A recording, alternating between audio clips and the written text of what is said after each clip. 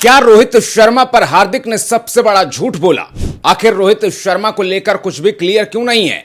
क्या एमआई का मैनेजमेंट इतना बिगड़ चुका है कि वो हिटमैन रोहित शर्मा को जानबूझकर रेस्ट करा सकता है? आखिर एमआई से अलग अलग बयान क्यों आ रहे हैं? रोहित को लेकर इस वक्त कई ऐसे सवाल खड़े हो रहे हैं जिनका कहीं से कोई जवाब नहीं मिल रहा है। तो अगले 3 मिनट कहीं मत जाइएगा। इस वीडियो में हम रोहित की कंडीशन को बेहतर तरीके से समझने की कोशिश करेंगे।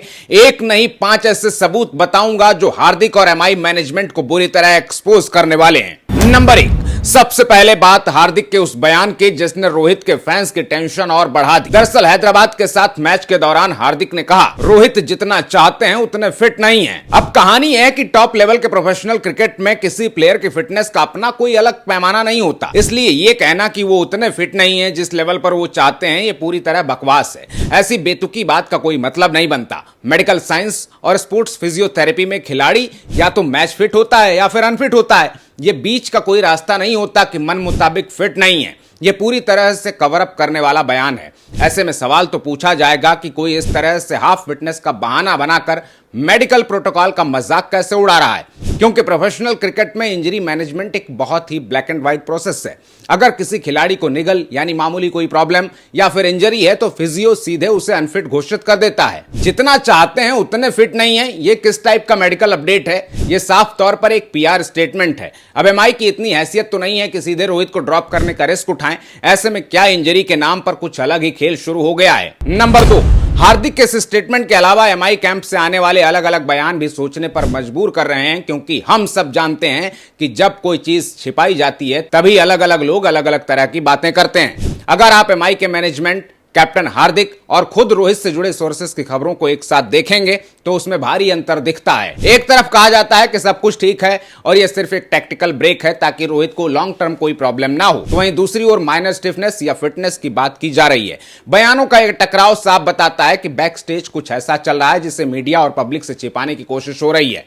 नंबर 3, हार्दिक पांड्या को जब कप्तानी सौंपी गई थी तो एमआई कैंप से ये कहा जा रहा था कि ये सिर्फ एक लीडरशिप चेंज नहीं बल्कि मैनेजमेंट इसे एक नए युग की शुरुआत मान रहा है। लेकिन सच्चाई ये है कि इस नए युग की शुरुआत इतनी आसान नहीं है। रोहित शर्मा एक खिलाड़ी नहीं बल्कि एमआई के लिए एक इंस्टीट्यूशन है। जब तक रोहित मैदान पर रहते हैं, मीडिया, फैंस और खुद एमआई के प्लेयर्स उन्हें ही असली बॉस मानते हैं। ऐसे में हार्दिक को टीम पर पूरा कंट्रोल देने, उनकी अथॉरिटी को एस्टैब्लिश करने के लिए मैनेजमेंट की एक सोची समझी स्ट्रेटजी भी हो सकती है। नंबर 4, इंपैक्ट प्लेयर रूल का इस्तेमाल क्यों नहीं? मान लो रोहित फील्डिंग के लिए फिट नहीं है, लेकिन अगर वो चल फिर रहे हैं, आराम से दौड़ रहे हैं, ड्रेसिंग रूम से डगआउट के लिए सीढ़ियों से दौड़ कर आते हैं, तो फिर इंपैक्ट प्लेयर के रूप में क्यों नहीं खेल सकते? पिछले 2 सीजन में कई बार हार्दिक को उनका स्पेस देने के लिए मैदान पर खिलाड़ी हार्दिक की बात सुने, इसलिए रोहित को इंपैक्ट प्लेयर के रूप में खिलाया भी गया। लेकिन अब जब रोहित के लिए सही मौका है इस रूल के तहत खेलने का, तो क्या जानबूझकर उनको फ्रस्ट्रेट करने के लिए बाहर बिठाया जा रहा है? नंबर 5, बॉडी लैंग्वेज और कैंप्स में बंटी टीम।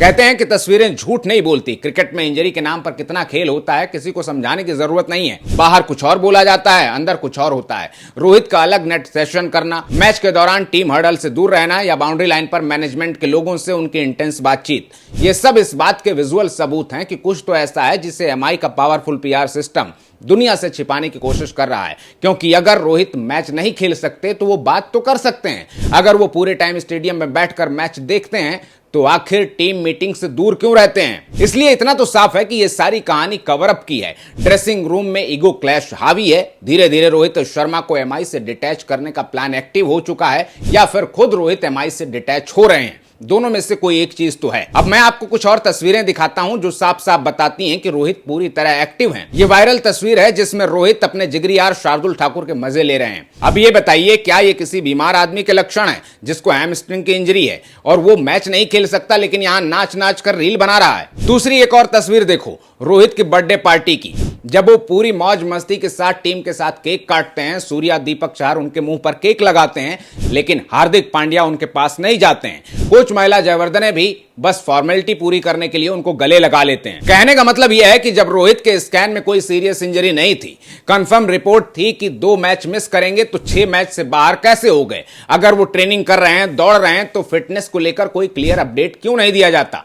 इस तरह की अजीब बातें क्यों हो रही हैं कि वो उतने फिट नहीं है जितना वो चाहते हैं? इसका क्या मतलब बनता है?